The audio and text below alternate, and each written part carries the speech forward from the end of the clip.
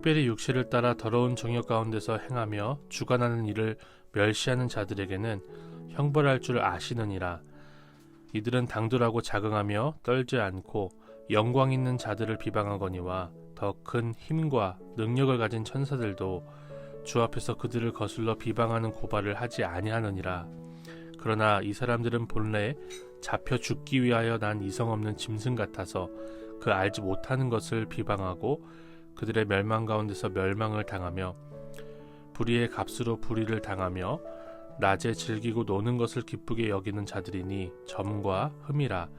너희와 함께 연회할 때에 그들의 속임수로 즐기고 놀며 음심이 가득한 눈을 가지고 범죄하기를 그치지 아니하고 굳세지 못한 영혼들을 유혹하며 탐욕에 연단된 마음을 가진 자들이니 저주의 자식이라. 그들이 바른 길을 떠나 미혹되어 부올의 아들 발람의 길을 따르는도다.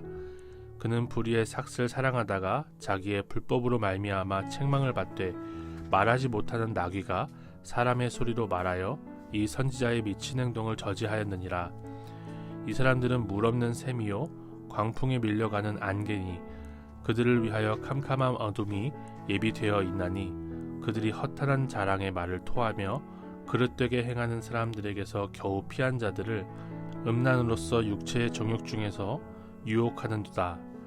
그들에게 자유를 준다 하여도 자신들은 멸망의 종들이니 누구든지 진 자는 이긴 자의 종이 됨이라.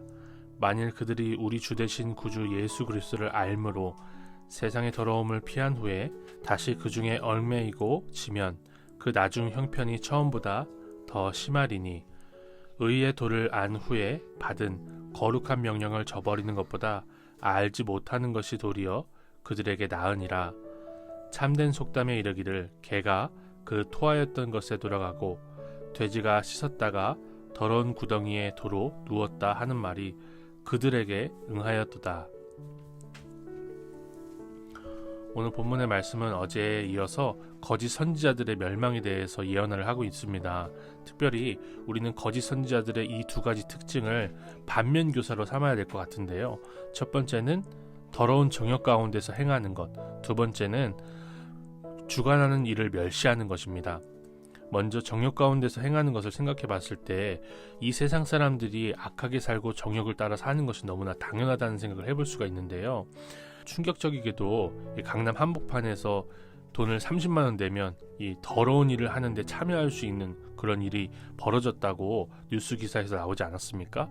더러운 일의 끝판왕으로 가는 것이 세상 사람들의 이 악하고 음란한 세대의 당연한 일입니다. 돈이 많고 교양이 있다고 해도 그렇게 될 수밖에 없습니다. 그런데 예수를 안다고 하면서 육체를 따라 더러운 정욕 가운데 사는 자들은 거짓 선지자라는 거예요.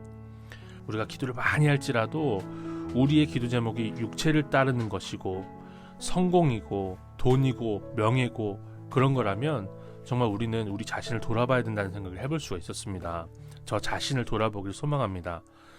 더러운 정욕 가운데서 행하기 위해서 구하고 주님 앞에 달라고 하는 것인지 아니면 정말 주님의 거룩한 명령을 따라 살기 위해서 구하고 있는 것인지 항상 돌아볼 수 있기를 소망합니다. 이 말씀을 묵상하면서 저 스스로 이렇게 질문해봤어요. 내가 세상 사람들과 다르게 거룩하게 사는 것은 무엇인가? 돈과 명예와 권력과 성욕의 노예가 되지 말게 하옵소서 라고 구해야겠다는 생각을 해볼 수가 있었습니다. 그런 것들이 인생의 목적이나 기도의 제목이 되지 말고 오직 거룩이 내 인생의 목적이며 소망이 되어야 할 것이라고 적용을 해볼 수가 있었어요. 이 사람들이 더러운 정욕 가운데서 걸어가기 때문에 이 부올의 아들 발람의 길을 따른다고 하는데요.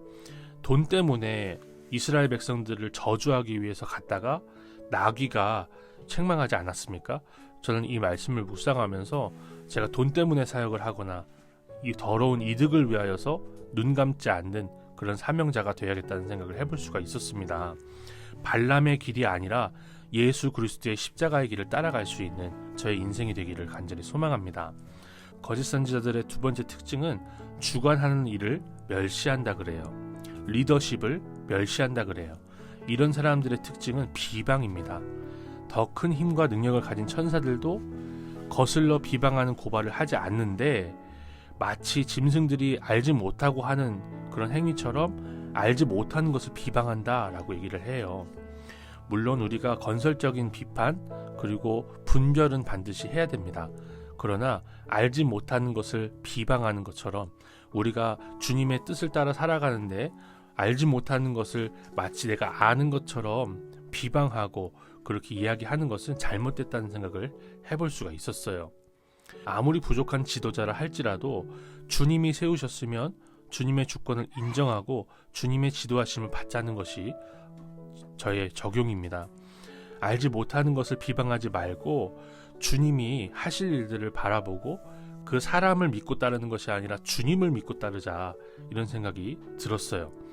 하나님이 권위를 세우셨으면 그 권위에 복종하고 주님이 하실 일들을 바라보는 것이 예수 그리스도를 믿는 그리스도인들의 마땅한 일이라는 생각을 해볼 수가 있었습니다. 오늘 하루도 주님을 믿고 주님이 명령하신 거룩의 명령에 순종할 수 있는 저의 인생이 되기를 소망합니다. 하나님 아버지, 우리가 멸망의 종이 아니라 그리스도의 종으로 살게 하옵소서. 더러운 정욕이 아니라 거룩한 명령을 따라 사는 우리가 되게 하옵소서. 주님이 주신 권위에 순종하며 교만하게 비방하는 인생이 아니라 겸손하게 무릎 꿇는 인생을 살게 하옵소서. 예수님의 이름으로 기도드립니다. 아멘.